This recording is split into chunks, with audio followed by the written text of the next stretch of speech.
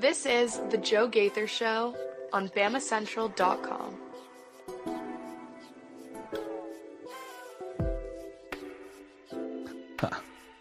Good afternoon, Tuscaloosa.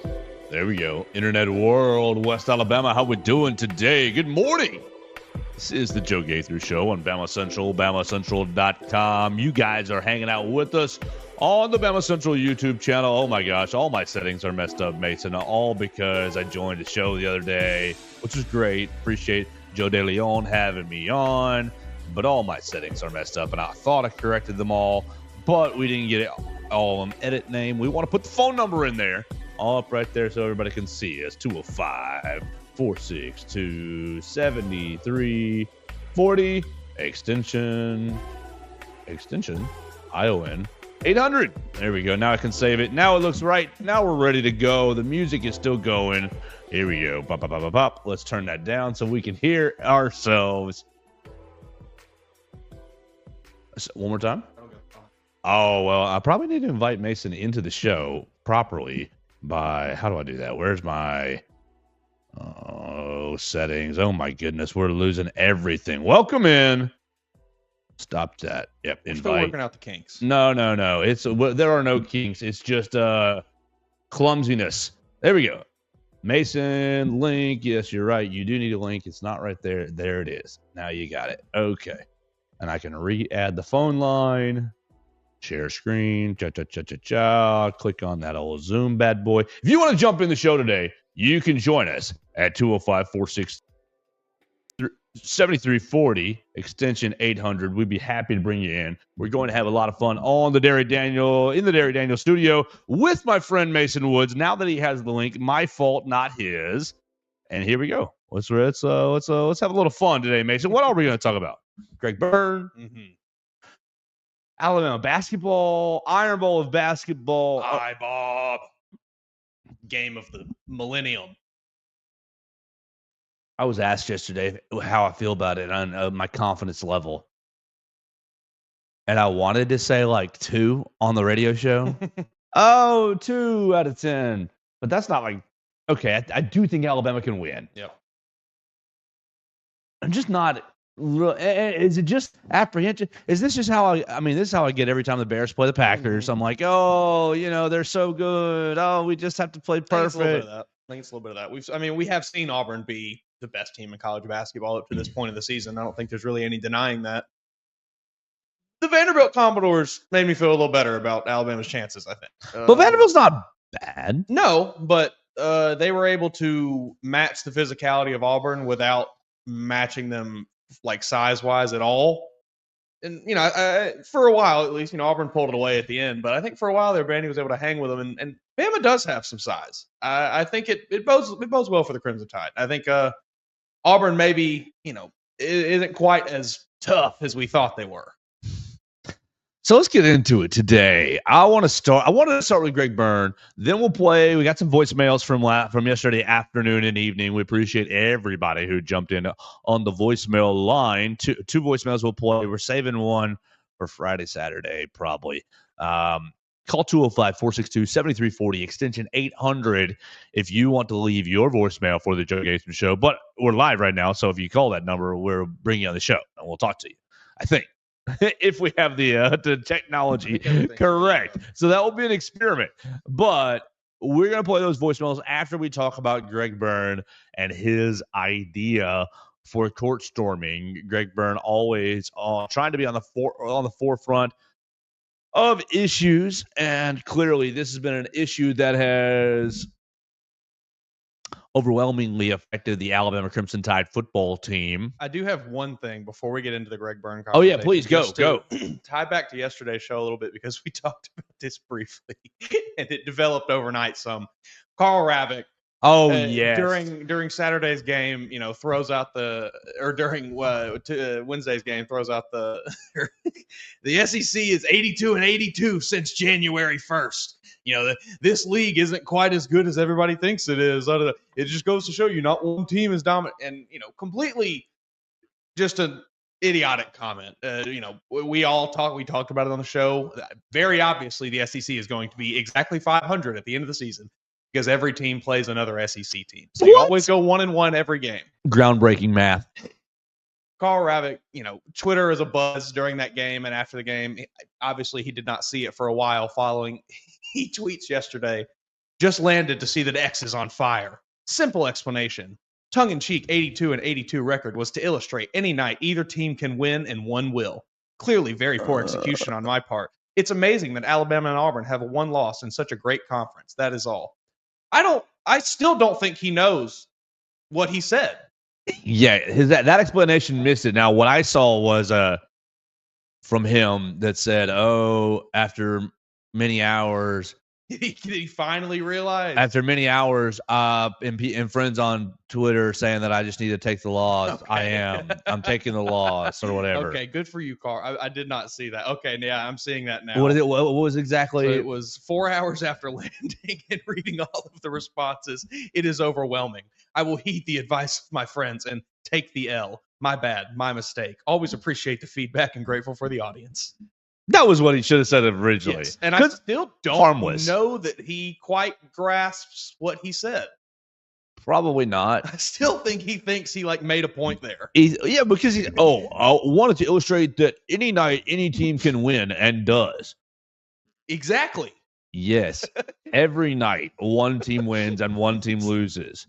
One team goes in the win column, one team goes in the L column, and they start stacking up, and then you get to 82 and 82. Yes, I think in his head he was trying to, play the any given day you could beat anybody in this league kind of game, but his justification for that is completely flawed. His justification should have been Georgia beating Florida, right? Vandy or Georgia beating Kentucky. Yeah, right. There's several little upsets we can lean on this year. But hey, good on you. Ole Miss coming into Tuscaloosa. Sure. Yeah, it's just that really got me going last night. It had me giggling a lot. I love when anybody tries to defend himself and just can't quite grasp what's happening on the internet. It's always very funny to me. But good on you for taking your L in stride, Carl Ravik. I'm sure you'll be back on another broadcast probably Saturday. All right. So before we go into this, Greg Byrne, where did he talk about this? Reiterated solution, conference, debate, his suggestion. Where are you? Do you have any sort of context of where the Byrne told ESPN? Okay. All right. So this must have just been a phone interview or a Zoom interview. Looks like it was a Zoom. Yeah, he was on TV, looks like. All right. And Greg Byrne, I got a couple perspectives on this, but the first thing, before we even say what his suggestion is, I don't think it's a bad suggestion. No.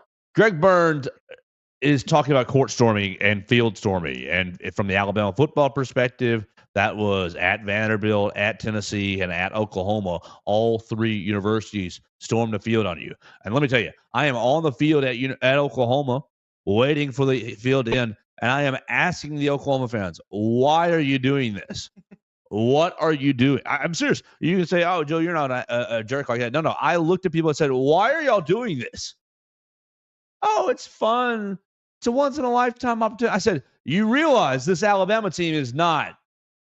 You didn't knock off a national champion. We've seen the field stormed on this team twice already this year. Oh, we just got to get in the spirit. And they said, I think they said, the last time a field was stormed at Oklahoma, did they say 2002, 2006, somewhere in that range? And I thought to myself, you are a blue blood. You should try to extend that the last time you stormed a field. Right. Yeah, that's a very strange Oklahoma attitude. Football, you're blue blood was my. Yeah. You guys act like y'all have done this before. Act like you beat real teams before. Yes. So this issue is uniquely affecting Alabama right now. Maybe it won't affect Alabama in the future as the football team continues to fall off a cliff and no one cares about it anymore. We're a basketball show now. Just kidding. Blaspheme. Right. Greg Byrne suggests that if a field or a court is stormed, that the storming team automatically forfeits the game. So in the cases of Vanderbilt, Tennessee, and Oklahoma, those losses automatically get reversed. And I guess I wouldn't say I don't know if he said that they should be wins, but they need to be no contests. It didn't win. Losses reversed to wins reverses to losses. Now, I think the likelihood of this actually ever Zero. happening, zero. Great idea, though. Because I don't know of anything else that is absolutely guaranteed to keep the home team from storming the field. They do not care about how much money has to come out of the university's pocket. That doesn't matter to them. That cost, maybe it gets deferred onto them in ticket prices and things, so they're still going to show up to these games.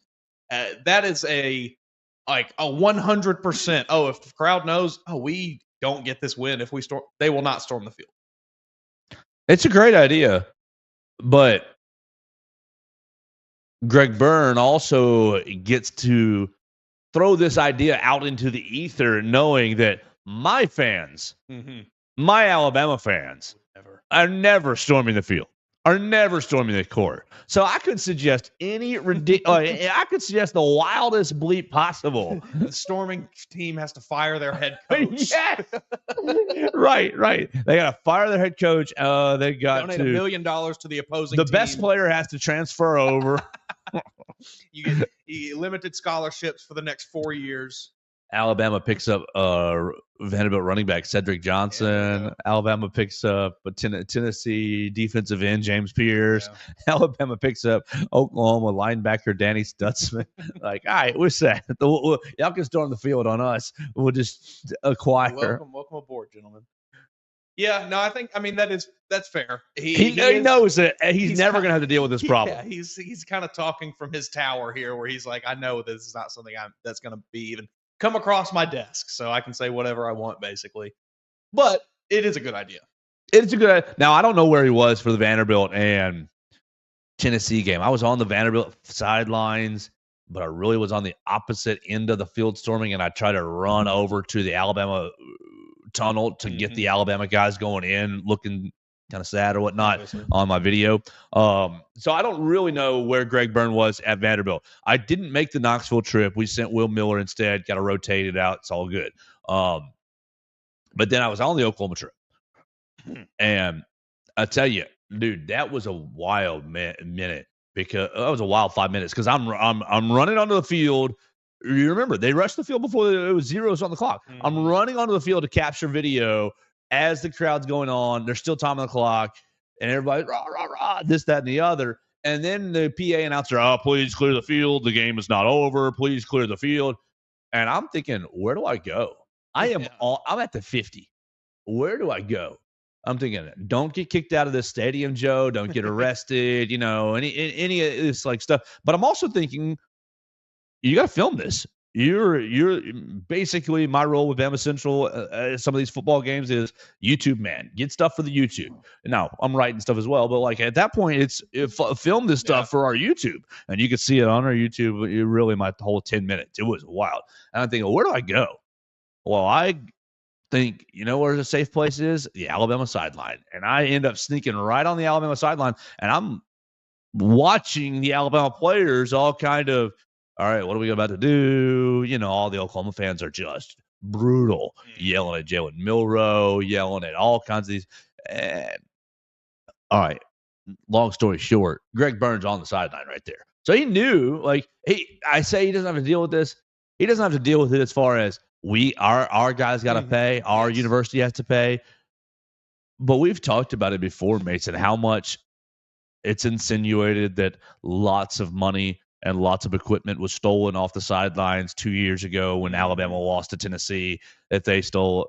Those fans destroyed iPads, stole iPads, destroyed helmets, stealing helmets.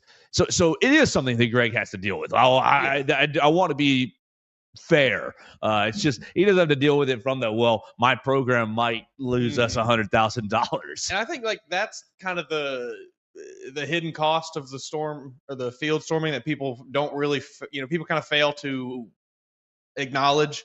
They talk about, everybody will bring up, the safety risk. And yes, it is a massive safety risk. People get trampled in these things constantly, but then it's always met with who cares? Storm the field. It's fun. Sure. But the destruction of property and equipment, and, theft of equipment and property and things football programs cannot afford sometimes. Alabama obviously probably can, But for a lot of other people, you can't necessarily afford to lose $50,000 worth of equipment on a given weekend. Like that's a giant cost. It's not just like, oh, we'll go ask Jimmy Rain to sign us a check. We'll go get us some new Nike equipment. It's not that simple. So yeah, it is not only a massive safety thing, obviously, which can lead to all kinds of issues on the university's front. But yeah, it's a huge monetary thing. We're sitting there in the end zone as the clock's running down at Oklahoma. You see somebody running some boomer sooner with a Bama helmet on. No. Well, they learned their lessons. The Alabama athletic department and football program, equipment staff, they learned their lesson. They are rolling. They got these cases, like massive cases, huge cases with wheels on them. I guess you pop open the case and it's just full of equipment.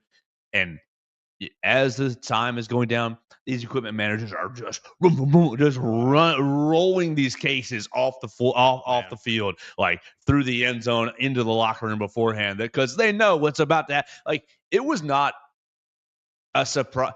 It was a surprise to me, but it was not a surprise as it was happening, because the Oklahoma fans just started. 5 minutes left in the game. We are just coming. It was, to your point about danger,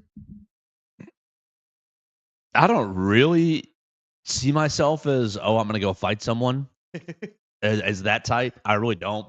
But in that moment, I flip, I had the switch on. I will punch that. I will lose my brain on somebody just to make sure that nothing else happens. Yeah. You get in a situation like that, that's kind of the attitude you have to have. Maybe think about Jermaine Burton. And I know we all didn't like what happened with him at Tennessee, and obviously that wasn't a pretty sight, him shoving that girl. It has been blown out of proportion a bit by a lot of people on the internet. Many of his detractors who like to say, well, you remember when he punched that girl in the face after 10? It's like, that was never what happened. He gave her a firm shove. He shouldn't have done that probably, but also, like, if you've never been down there, when that's happening. And man, he just played football for 4 hours and got his ass kicked. Yeah. In the Oklahoma setting, the people that I was around could tell I'm filming. Mm-hmm. They could tell, you're media of some sort. I've got a little lanyard, whatever. I'm dressed a lot nicer than everybody. Okay, they could tell. But even still, you get bumped, you get pushed, you get shoved and whatnot. No, that's a dangerous situation. I mean, all it takes is that one person to fall down, somebody walks up, and then it just snowballs from there. And next thing you know, we've got 25 people critically injured because everybody decided they wanted to storm the field. So I don't think Greg Byrne's going to have his way on this suggestion, but it is a good suggestion. I mean, you do have to, you got to figure it out. If it were to, I can't even imagine the wrench that would throw into the college football playoff if a team or if a game was deemed no contest due to a court storming, a field storming. Are we sitting here in the committee saying, well, I mean, they did technically beat them, but it didn't count, so I don't know.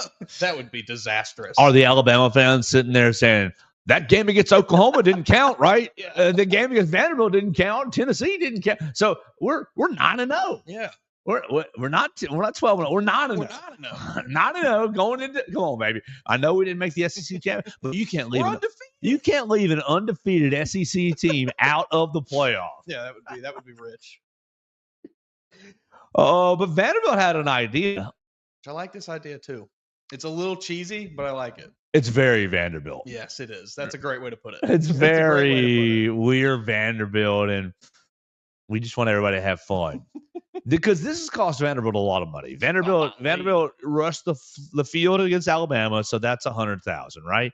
Rushed the court against Tennessee a couple of weeks ago. That's offense number 2. I think that's $250,000. And then they rushed the court again after beating Kentucky. So I'm pretty sure that was $500,000. So that's 5, 250 is 750, $850,000 that these fans have cost the University of Vanderbilt. And they said, we don't want to be dealing with this anymore. We don't want to be. We can't afford this. We're Vanderbilt can't. Meeting of the minds. Vanderbilt can't afford it. You can't afford it. Probably. But Vanderbilt's very what I like about Vanderbilt. without doing too much digging, this is just a perception, so I'll just say it. My perception is they are very smart with their money. They want to and use it over here for this building facility. Don't overextend themselves. So if you got a line item that's $850K that they didn't plan for, they said that's a problem. Yeah, it's like they just kind of gatekeep everything at Vanderbilt. It's like, yes, they don't let anybody in, but once you're in, it's like, we have all this. Right, I agree.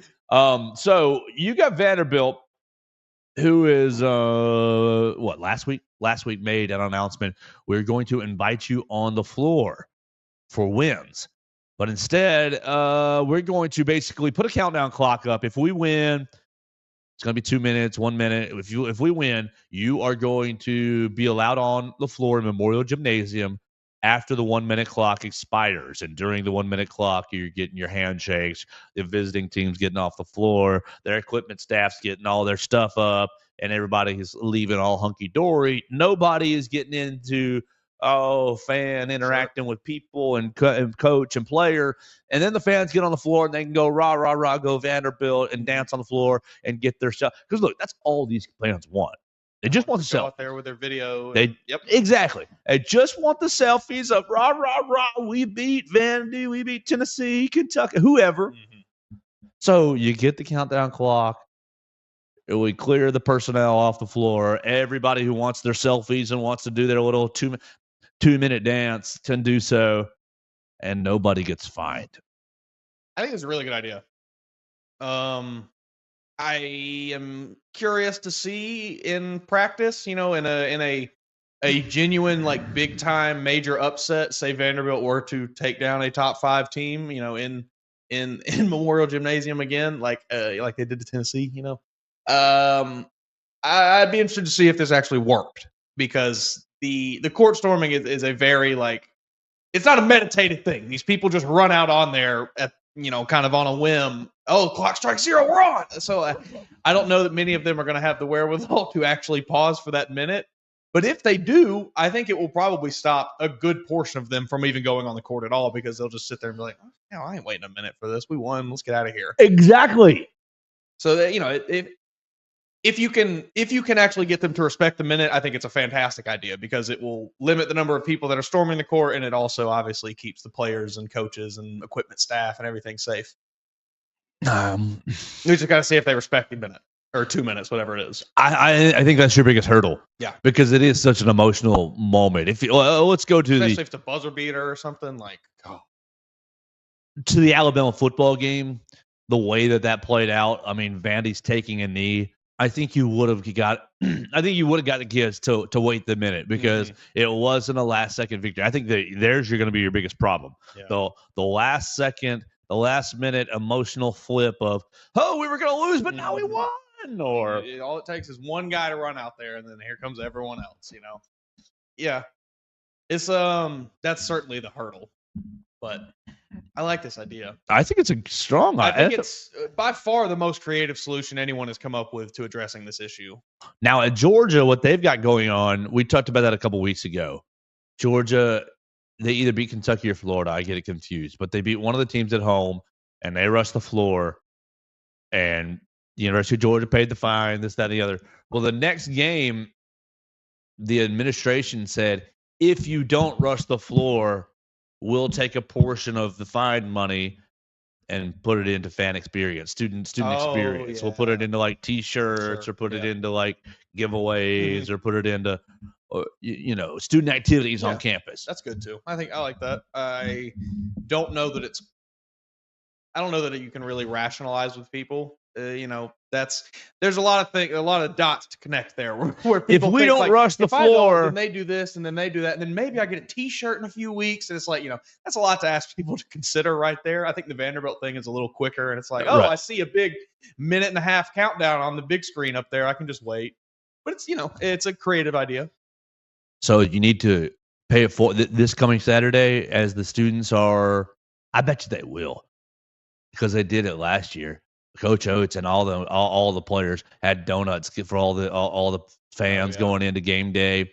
I'd imagine they'll do something similar this year. But that's how you take the fine money. We'll roll it into Papa John's money. Oh, yeah. And everybody's got Papa John's at the game. Everybody's got Dunkin' Donut, whatever, Krispy we're Kreme. debuting some new hard hats this year. That's what they need. They need to update the hard hats. Maybe get a crimson version. Update the hard. I like the crimson version. Maybe a black one.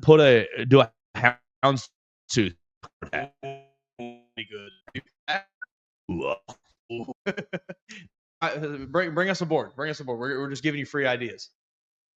Come on. Yay, Alabama needs to make us more into their podcast network. Yeah, that's what we need.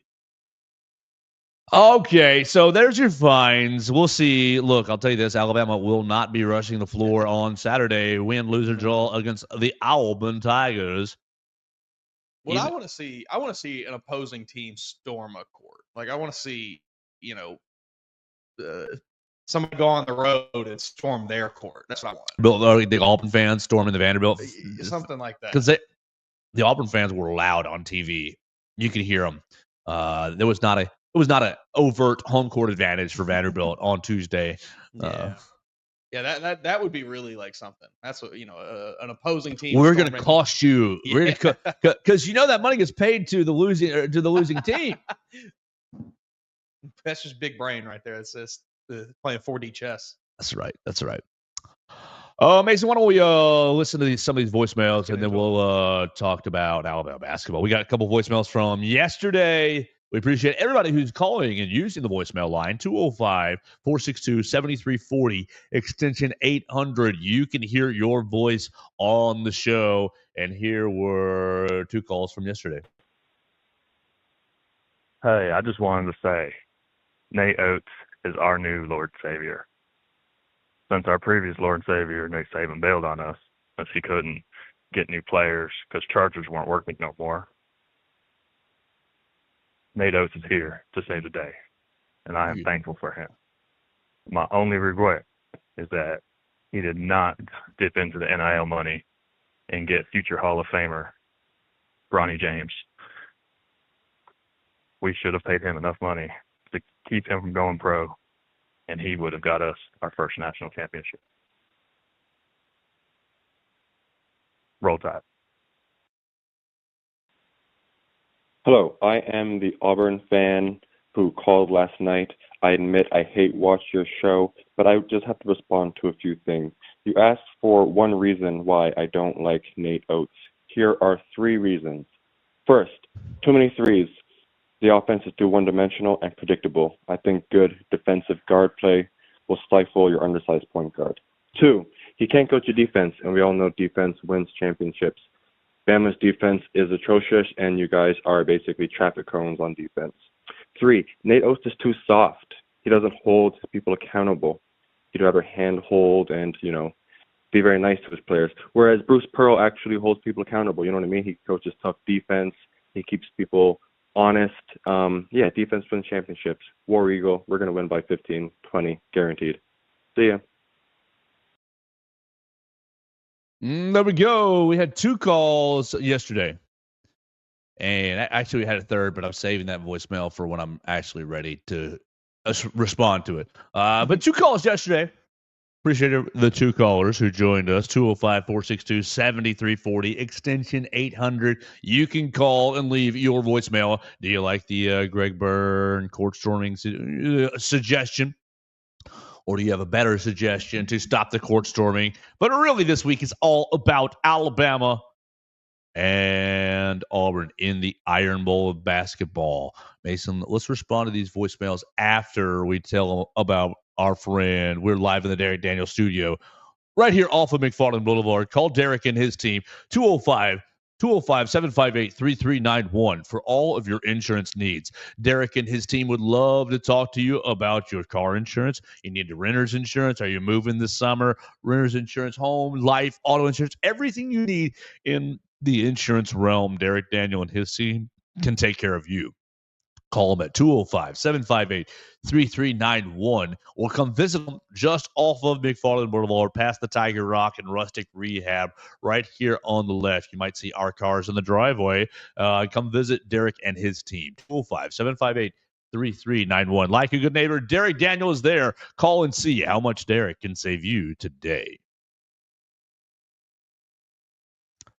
All right, Mason Woods, which one you want to go with first? The Bronny James lover or the Auburn Tiger supporter? We're gonna address Bronny.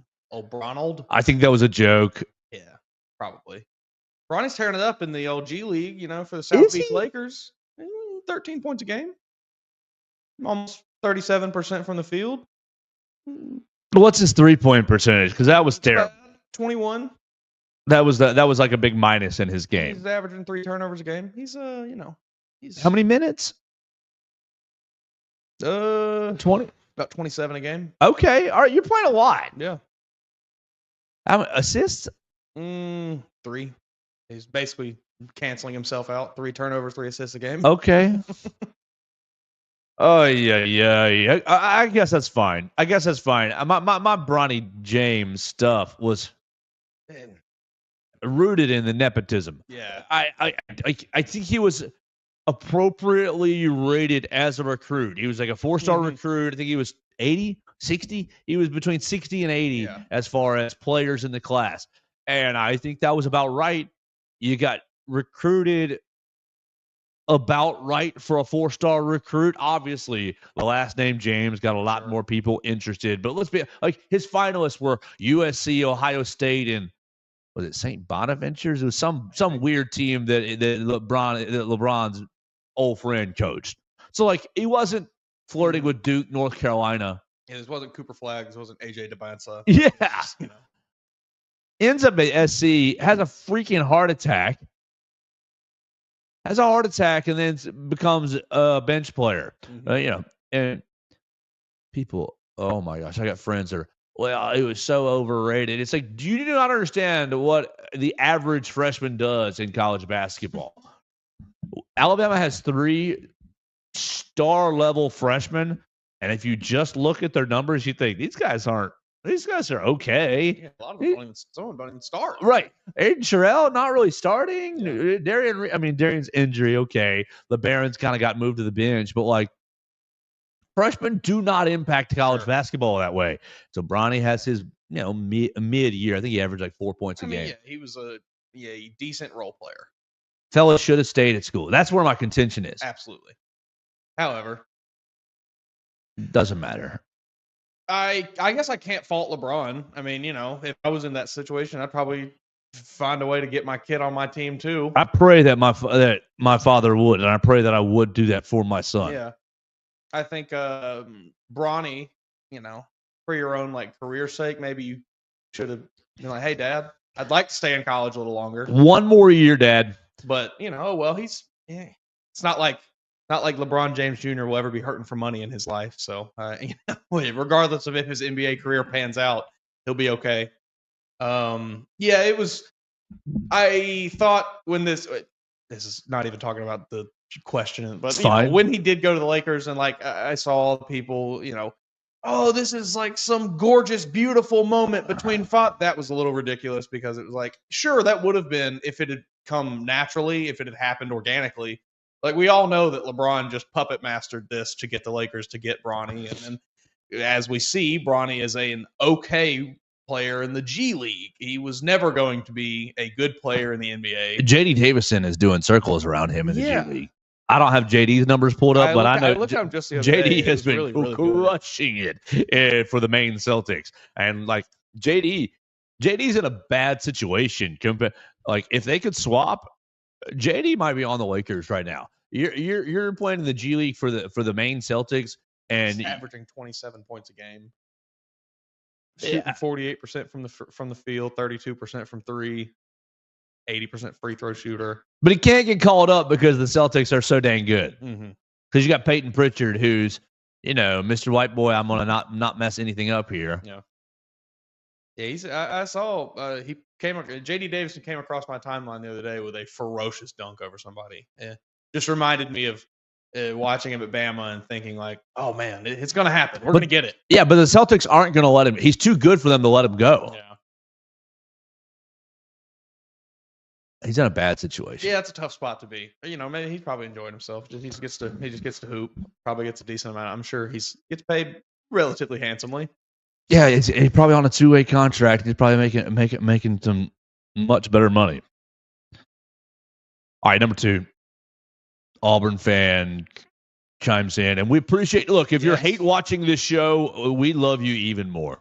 Okay, so Alabama, number 10 in the country in 3-point attempted per game, 3-point attempts per game. They are number 139 in the country in 3-point percentage. That sounds pretty bad on the surface, sure. There's only one team that is top 10 in both, so I think that adds a little bit. Every other team, basically in the top 10 of 3-point attempts per game, is way on down the list in percentage as well. North Dakota State is the only one sitting in there at number 2 in both, which is crazy. So good on you, North Dakota State. You mentioned the Alabama, anytime they play strong guards, they can't do anything. According to Ken Palm, Alabama's average defensive rating on their schedule is 4th in the nation. How many games have they lost this year, Joe? 3, right? Mm-hmm. I think it would stand to reason that if really good guard play would shut Alabama down, they would have a lot more than 3 losses. So that point is null and void here. I'll give you that, maybe you don't like how many 3-pointers they shoot, sure, but it works. And you can't deny that it works. And 45% in the last 4 games. Oh, yeah. Look at these conference numbers here. This is from our friend, Blake Byler. Blake Byler tabulated Aiden Holloway, Chris Youngblood, Jaron Stevenson, and Mark Sears. Pretty much your top 4 3-point shooters on the team. Holloway, in conference play, 50%. Oh. You going to tell him not to shoot? I mean, shoot more. I don't care. 19 3-point shot. He had a game where he was at 19 attempts. Dude, I want 25. Yes, more. Chris Youngblood. You're going to make 12 of them. 41.4% for Chris Youngblood last year at USF, 40%. Now back to his 40% track. Jaron Stevenson, 37.9 in conference play. Yep. Everybody remembers the non-con stretch, but that's not important anymore. Mark Sears, 37.7. Your top 4 3-point shooters are all averaging over 37%. And it's look, if you only watch Alabama 3 times a year,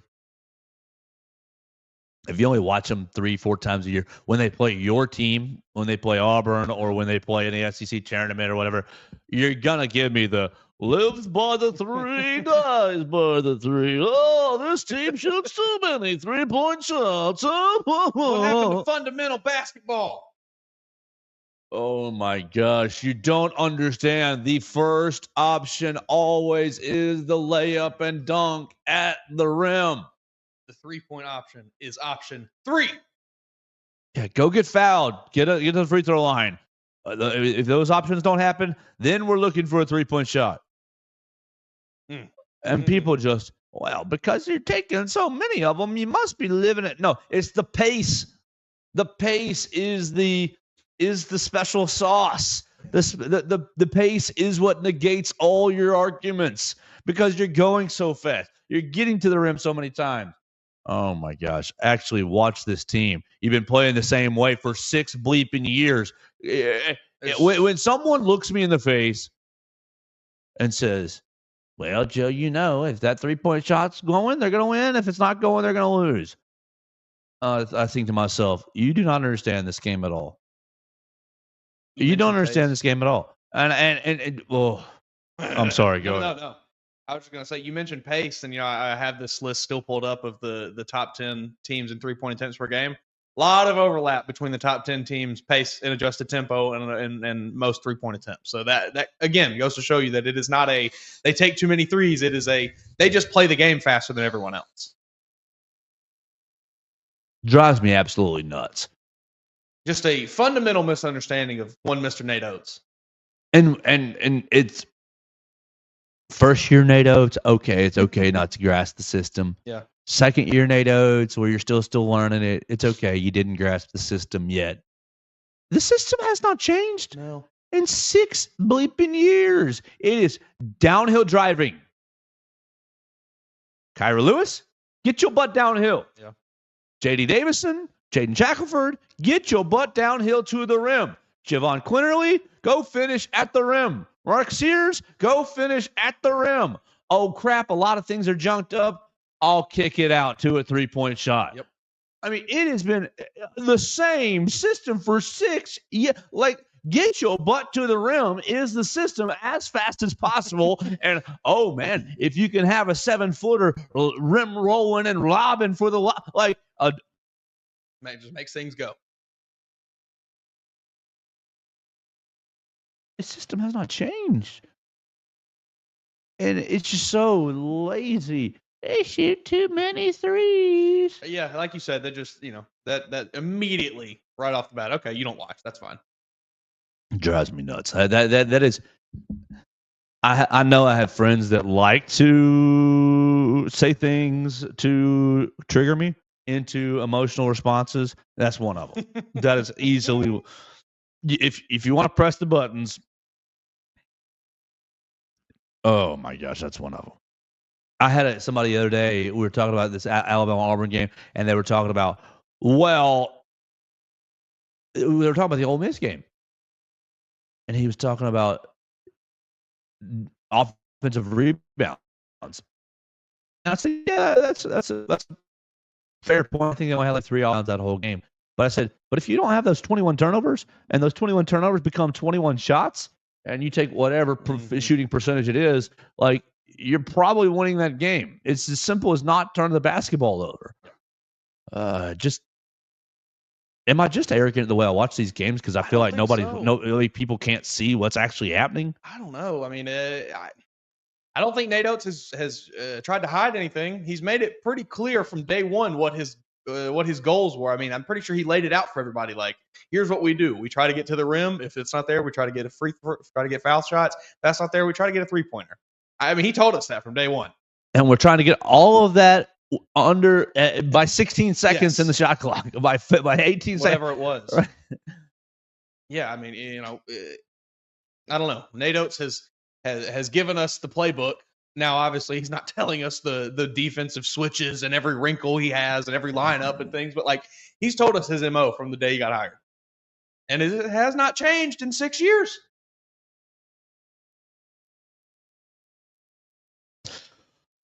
It's going to be a fun Saturday. I'm still stomach and knots. Yeah, I don't have any confidence at all going into Saturday. And maybe that's just apprehension. Maybe that's just fanboy apprehension. But my thought is just, man, I hope you don't turn the ball over.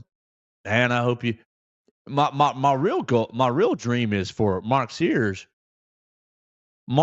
to get Dylan Cardwell and get Janai Broome into foul trouble by getting into the paint and that would be getting them off the floor. I mean, I have to imagine that's a big part of your path to victory is getting the two of them into foul trouble. Yeah, really. What do you end up putting Grant on Janai? I mean, Janai, what did he do? He ate Grant's lunch last year, didn't he? Okay, Janai Broome game log. Janai Broome. Game logs. Yeah, I mean, Clint's not. I don't think Clint has the feet to do it. No, yeah, the speed is kind of the issue to me. The fleet of foot career game log. Let's see.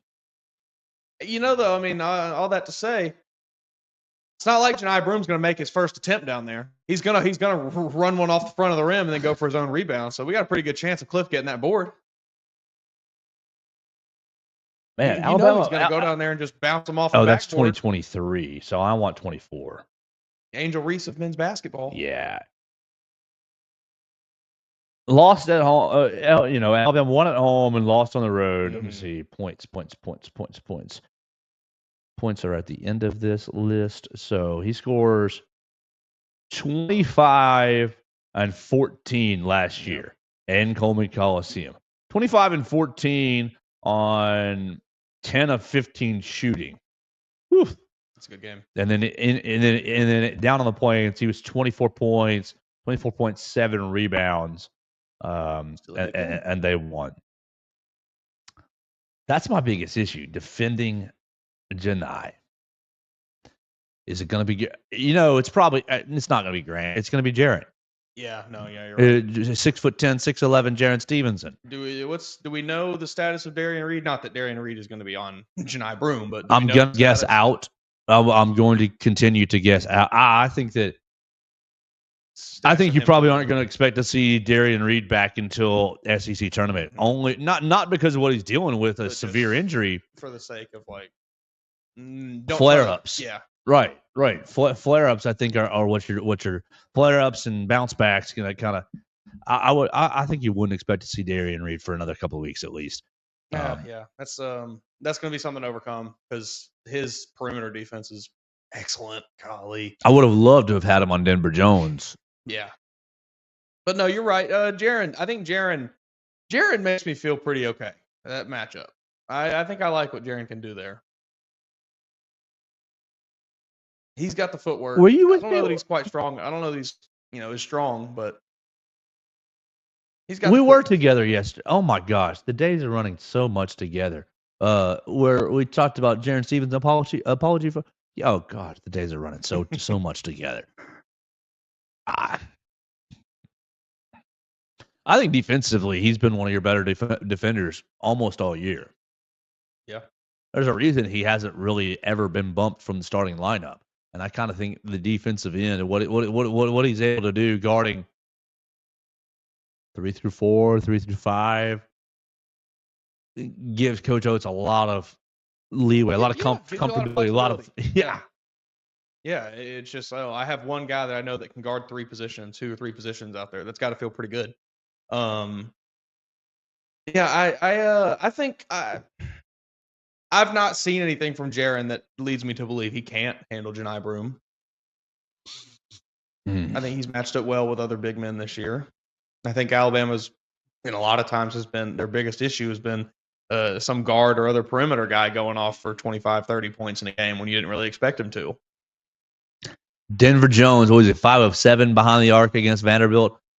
Got to get up in depth. And maybe that's a Chris Youngblood, this is your guy all night long, buddy. Stay glued to him. Till you accept the challenge. Your challenge, should you choose to accept. Denver Jones. That's kind of oof. It's admittedly hard to poke holes in this Auburn team. Yeah, Vanderbilt.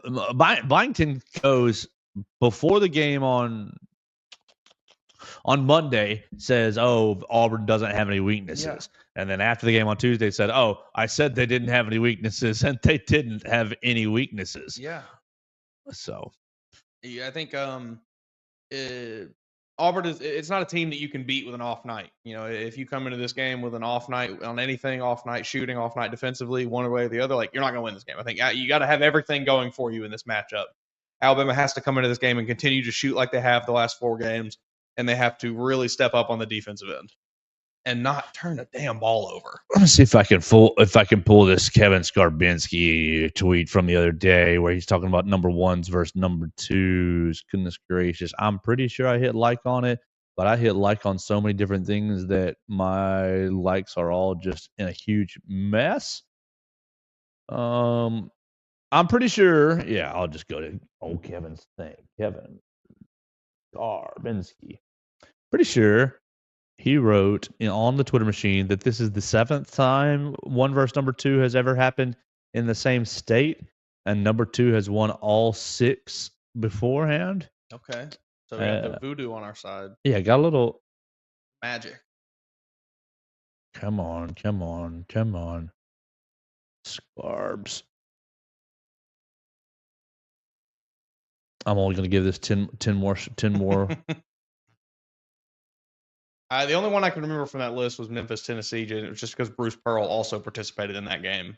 I don't even remember which one won that game. I think it was Memphis won. Right here, yes. Auburn number 1 and Alabama number 2 in the AP poll. Saturday's IBOB will be just the 6th, not 7th. Okay. The 6th AP 1 versus 2 between teams in the same state ever. Tennessee beats Memphis. Number 2, Tennessee beats Memphis 2008. That's Bruce Pearl. North Carolina beats Duke in 98. North Carolina beats Duke in 94. Cincinnati beats Ohio State in a national title game in 62. And Cincinnati beats Ohio State in a national title game in 61. Do we even count those two? Was that even real basketball? Yeah, of course. In the 60s? Of course. They didn't have a 3-point line, Joe. That's okay. Pistol Pete was still scoring a butt ton of points. I'll give you that one. I'll give you that. Did you see Katie's roll call from last week? Was the anniversary of Pistol Pete's 60-something point game in Coleman Coliseum without a 3-point line? I mean, the man averaged 50 or something, didn't he? Insanity. It's ridiculous. Insanity. we've done this greatest player of all time kind of talk, and how much I hate that discussion. It's just I really hate it. There's so much nuance to it that people fail to mention.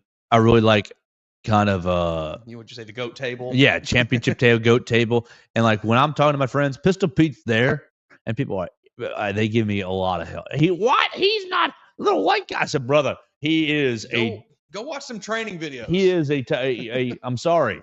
And maybe it is like Great White Hope, but like I think he is in the conversation for greatest player ever. Very Is he better than Michael Jordan? No.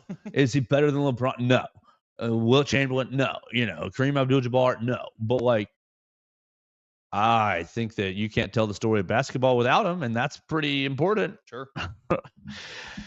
All right, we're kind of done for the day, Mason, unless you got anything else on the docket. Let's look at here. BamaCentral.com, our cover today, Will Miller writing about baseball. Will Miller's got like 5 baseball preview pieces out there on BamaCentral.com about pitchers, outfielders, anything you want to know about baseball. Will has got it right there at BamaCentral.com. They are opening up their season tomorrow, right? Tomorrow, yeah, Valentine's Day. What are y'all doing for Valentine's Day? Y'all got any suggestions for what we should do for Valentine's Day? Send some love to the Auburn Tigers. It's my birthday, Valentine's Day's your birthday? Oh my gosh.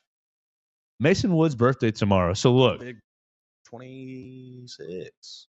Make sure you use the voicemail line 205-462-7340, extension 800, and call and wish Mason Woods a happy birthday. It's so simple. You call the line. There won't be any waiting. I'm not going to stick you on hold. And you can just go, happy birthday, Mason. Hope you have a great day. And in the message right there.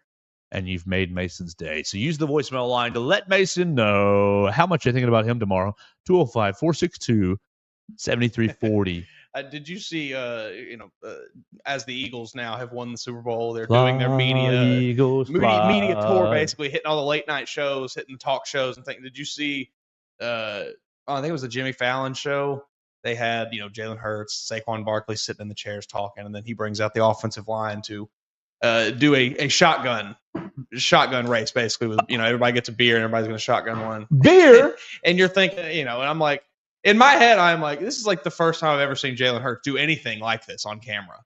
And what does Jalen Hurts do but immediately crack his beer and pour it on his buddy and then just say, you're not going to get me doing that. I just love Jalen. I love him so much. He is like the most – everything that frustrated me with Jalen Milroe, I love about Jalen Hurts because he always has a little smirk when he does it. He's always feels a little tongue-in-cheek. He poured it on one of the linemen's head? Yeah. Oh, I got to watch that for sure. It was pretty good. Yeah, he splashes everybody, and he just kind of hits him with like, you're not gonna give me doing it. I don't drink beer. It was pretty good. Very he's got to keep his image. Jalen Hurts, clean, perfect image. I feel like he is very obviously he does that, but I think he also acknowledges that he does that a little bit. Where sometimes, like he did what was it on the SVP show? Oh, you like that, Scott? Oh, you like that? He gets a little fun with it sometimes. And I really like that. Jalen Milroe, take some notes. You just open up a bit. A little personality is not a problem. Yeah, just a little bit. All right, we're signing out for the day. 8 a.m. again tomorrow. Why are we doing it hard starts? Because we got a phone line that you need to be using. 205-462-7340, extension 800. Look, it's only going to be the first person that calls is going to open up a floodgate. It's going to be like, oh, it actually works. And so that's what I'm counting on. Mason, I hope the people are thinking about me today. I'm training for this half marathon, and you know what my number says for today? 10. Too much. Too many. 10. That's too many. Too many of those. 10 miles. I haven't gone 10 miles in so long. It shouldn't be that big of a problem just because we've been working for it. But my baby brain, my poonanny brain is saying, don't do it. My poonanny brain is saying, don't go. It's saying, we just want to stay in the house.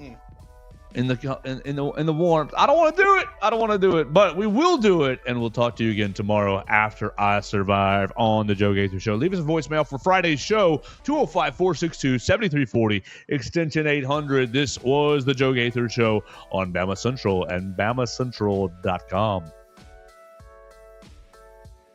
Thanks for joining us on today's edition of the Joe Gaither Show on Bama Central. Keep up with Joe on all his social media pages at Joe Gaither6. Subscribe, rate, and review the show on Spotify and Apple Podcasts, and be sure to read us daily at BamaCentral.com.